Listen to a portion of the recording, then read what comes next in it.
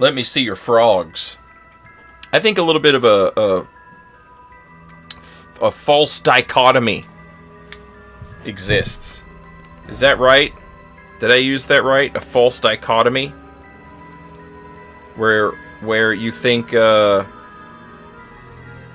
informal fallacy based on a premise that erroneously limits what options are available? Boom! False dichotomy. Got it. Nailed it. I think a little bit of a false dichotomy exists in the world of Elden Ring PvP. This is really nerdy, I know. Just bear with me. I promise cool things will happen on the screen. Where people are like, oh, this person is sweaty, this person's a try-hard, stuff like that. And then, like, Saint Riot's not a try-hard. I disagree. I disagree completely. I am trying really, really hard to goof off. That's not even a joke. It's silly, it's funny, but it's true. I'm trying really hard. You have to try really hard to goof off like this. Alright? I'm not saying it takes a damn brain surgeon to figure it out. But I'm saying, you know, some effort goes into it. There's a thing I used to talk about in Dark Souls 3 when I was making videos that were like, hey, here's how to get good at invading, when I was making those types of videos. A thing that I would preach about is, like, knowing your moment. Look at that lightning damage. That's one single lightning bolt from that guy. Not even fully charged. I'm pretty sure he's over-leveled. Knowing your moment, alright? And when I said that a bunch of years ago, I don't remember if I was talking about just winning or what. But the same thing is true still today. But there is an element of luck that goes into knowing your moment. For me, nowadays. And I'll explain what I mean. I don't want these guys to lose to big hand monsters. But I can't ignore the fact that if all three of these dudes pressed attack at the same time and all three of them hit me simultaneously, it would absolutely, like, that would be the end of the invasion, right? So what happens a lot in invasions is, you know, they end with a whimper instead of a bang. And, like, either you just get hit by three guys, or three guys lose to big hands. And neither of those is what I want. I don't want either of those things. I want something cool to happen. But you can't just say I want something cool to happen. You know, you have to, like, make it happen. And so there is an element of luck to it. Are these guys good enough to get through the hands? You know? I need the hands to sort of, like, wear them out a little bit. But I don't want the hands to do all the work, you know?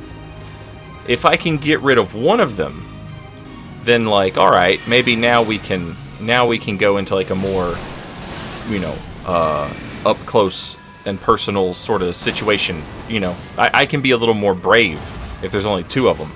But if there's three, you know, that's a no-go. So what I need to happen is I just need one of them to split off from the group and to come at me. And in a perfect world, like, that's the blue's job. That's what the blue is supposed to do. The blue is supposed to come take care of the invader, especially if there's already a phantom in the world who can sort of, like, babysit the host. But a lot of times you get, you know, you'll get an invasion where everybody wants to babysit the host, or you'll get the other type of invasion where nobody wants to babysit the host. Both guys come running after you, and the host dies to the big hands, you know? Like, it's always something. But when it's not, like, being able to take advantage of your moment and, you know, okay, now maybe we can make the fun thing happen. I still hate all blues, so you're gonna get the bags, sir. You're getting the bags. Having Night Maiden's Mist on a lot of my, like, any build that can have 14 intelligence, having Night Maiden's Mist definitely helps because it moves things along. It's like the anti-camping measure. And then our moment for something cool to happen. Just a solid, what was that, 6 seconds of perfect Elden Ring. You know, perfect invasions. And I love that. It's always worth it, you know? But the idea that, like, you're not, you know, there was a game, I'm kind of rambling, but there was a game when I was a kid, a board game called Mousetrap, and it was basically like you had to set up all these pieces for this elaborate plan to fall into place in the game Mousetrap, and it was just setting up this huge, elaborate series of events that would lead to the mousetrap going off and catching the mouse, right? It's kind of like that. That's what invasions are. It's me doing everything I can to set off the thing that will lead to the chain of events that gives me like 4 or 5 seconds of perfect Elden Ring. And you don't always, it's not always up to you, you know. Sometimes enemies, or sometimes your opponents will die to big hands. Sometimes they'll get poisoned, or sometimes they just run away forever and then die to whatever is off in the level somewhere. Sometimes they refuse to budge, they refuse to move, they refuse to make any sort of progress, and they just stand inside a bonfire room. And they either gank you to death or they die to Night Maiden's Mist, you know.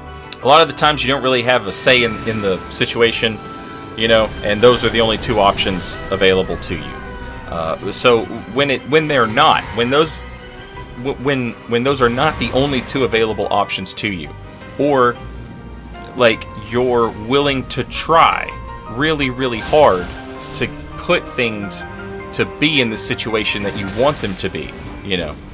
But yeah, I'm trying really, really hard to goof off. Those 2 Cannon-Ahima shots were absolutely beautiful. And a lot of that was luck. You know, aiming it was good. I did a good job of aiming both of those. But the fact that first Cannon-Ahima shot killed a phantom and knocked the host off of the ledge, forcing the other phantom to decide what they were going to do, and they answered with panic, leading into this beautiful heel punish backstab into the carrion grandeur wake up. Yeah. Try really hard for that. Gotta try really, really hard for that, you know?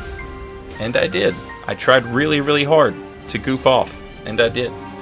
Anyway, waiting for your moment. It's important. It's good. It works out. Good things happen if you wait for your moment. And if you try hard to goof off, some silly sweating, we'll call that. We'll call that silly sweat. Call that competitive lollygagging. Call that cutthroat casual. Call that semi-formal. You know, that smart casual. That business casual. I'm not putting a tie on for this. You know, but I look sharp. Thanks for watching. I'll see y'all next time. Later, y'all.